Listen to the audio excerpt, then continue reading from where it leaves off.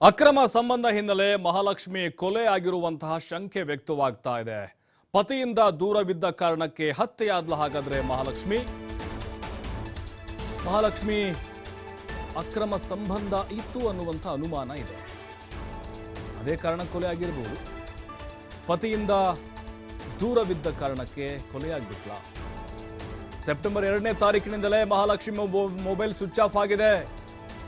ಅಂದ್ರೆ ಬಹುತೇಕ ಅವತ್ತೇ ಮಹಿಳೆಯನ್ನ ಕೊಲೆ ಮಾಡಿರುವಂಥ ಅನುಮಾನ ಇದೆ. ಅಂದ್ರೆ 19 ದಿನಗಳು ಮಹಾಲಕ್ಷ್ಮಿ ಕೊಲೆಯಾಗಿ 19 ದಿನ ಕಳೆದಿರಬಹುದು ಅನ್ನುವಂಥ ಅನುಮಾನ ಇದೆ.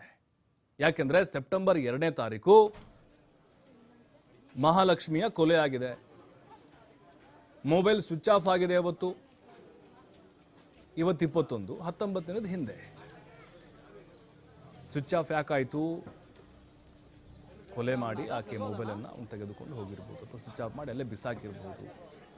ಹಾಗಾಗಿ ಅನುಮಾನಗಳು ಈಗ 19 ದಿನದ ಹಿಂದೆ ಕೊಲೆ ನಡೆದಿರ್ಬೋದು ಅಂತ ಹೇಳಲಾಗ್ತಾ ಇದೆ.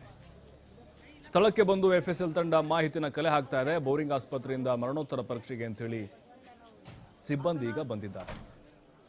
ಮರಣೋತ್ತರ ಪರೀಕ್ಷೆ ಆಗಬೇಕು, ಅದರ ಭೀಕರತೆ ಗೊತ್ತಾಗಬೇಕು, ಯಾವ ಆಯುಧದಿಂದ ಆಕೆಯನ್ನು ಪೀಸ್ ಮಾಡ್ದ ಅನ್ನೋದು. ಬಹುಶಃ ಅವನು ಆ ಪೀಸ್ಗಳನ್ನು ವಿಲೇವಾರಿ ಮಾಡಲಿಕ್ಕೆ, ಡಿಸ್ಪ್ಯೂಟ್ ಮಾಡಲಿಕ್ಕೆ ಪ್ಲಾನ್ ಮಾಡಿದ್ದ ಅಂತ ಅನಿಸ್ತಿದೆ. ಬಟ್ ಅದು ಜನಸಂದಣಿ ಇರುವಂಥ ಪ್ರದೇಶ, ಯಾರಾದರೂ ನೋಡಬಹುದು, ಅನುಮಾನ ಬರಬಹುದು ಅನ್ನುವಂಥ ಒಂದು ಕಾರಣಕ್ಕೆ ಆ ಫ್ರಿಡ್ಜ್ನಲ್ಲಿ ಹಾಗೆ ಇಟ್ಟು ಹೋಗಿದ್ದಾನೆ ಅನ್ನಬಹುದು. ಈಕೆ ಪತಿಯಿಂದ ದೂರ ಇದ್ಲು. ಪತಿ ನೆಲಮಂಗಲದಲ್ಲಿ ವಾಸ ಮಾಡ್ತಿದ್ದ ಮಗು ಜೊತೆ. ಈಕೆ ಒಬ್ಬಳೇ ಇದ್ಲು. ಇವಳು ಮಾಲೊಂದರಲ್ಲಿ ಏನೋ ಕೆಲಸ ಮಾಡ್ತಿದ್ಲು ಅಂತ ಹೇಳ್ತಿದ್ದಾರೆ. ಯಾರ ಹತ್ರನೂ ಕೂಡ ಅಷ್ಟೊಂದು ಬೆರಿತಾ ಇರಲಿಲ್ಲ, ಮಾತಾಡ್ತಿರ್ಲಿಲ್ಲ. ಬೆಳಗ್ಗೆ 9ಕ್ಕೆ ಹೋದ್ರೆ ರಾತ್ರಿ 9 ಗಂಟೆಗೆ ಬರ್ತಾ ಇದ್ಲು ಮಹಾಲಕ್ಷ್ಮಿ. ಕನ್ನಡನೇ ಮಾತಾಡ್ತಿದ್ಲು. ಬಟ್ ಈಗ ಮಹಾಲಕ್ಷ್ಮಿಯ ಕೊಲೆ 2ನೇ ತಾರೀಕು ಆಗಿರಬಹುದು ಅನ್ನುವಂಥ ಅನುಮಾನ.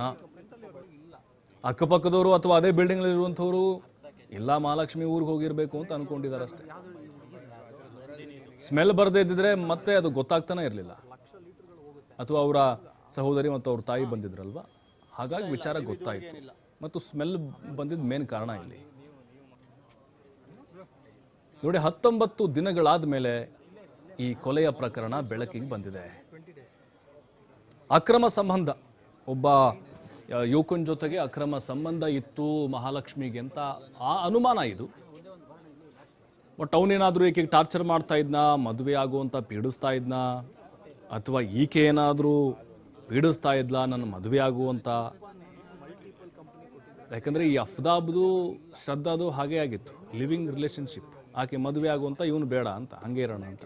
ಹಿಂಗೇನಾದರೂ ಆಗಿರ್ಬೋದಾ ಇದು? ಎಲ್ಲ ಆಯಾಮಗಳಲ್ಲೂ ಕೂಡ ಪೊಲೀಸರು ತನಿಖೆಯನ್ನ ಮಾಡ್ತಾ ಇದ್ದಾರೆ. ಅವತ್ತು 2ನೇ ತಾರೀಕು ಏನಾಗಿರಬಹುದು?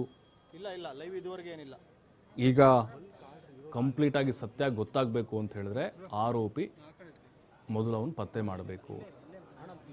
ಈಕೆ ಗಂಡನಿಂದ ದೂರ ಇದ್ಲು, ಅದೇ ಕಾರಣ ಅಂತ ಹೇಳಲಾಗ್ತಿದೆ. ವಿಚ್ಛೇದನ ಪಡೆದಿದ್ಲು ಅಥವಾ ಜಗಳ ಮಾಡಿಕೊಂಡು 3-4 ತಿಂಗಳಿಂದ ಇಲ್ಲೇ ಬಾಡಿಗೆ ಮನೆ ಮಾಡ್ಕೊಂಡಿದ್ಲು.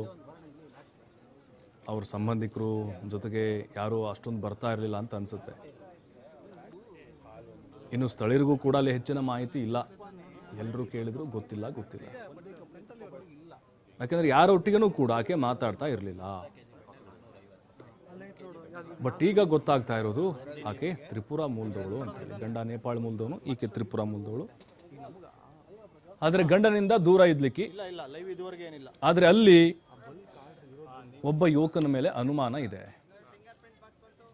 ಅಂದರೆ ಆಕೆನ ಪಿಕಪ್ಪು ಡ್ರಾಪ್ ಮಾಡ್ತಾ ಇದ್ದ ಅಂಥೇಳಿ, ಅದೇ ಮಾಲ್ನಲ್ಲಿ ಅವಳ ಜೊತೆ ಕೆಲಸ ಮಾಡುವಂಥವನಾ ಅಥವಾ ಬೇರೆನಾ? ಅದು ಸತ್ಯ ಗೊತ್ತಾಗಬೇಕು.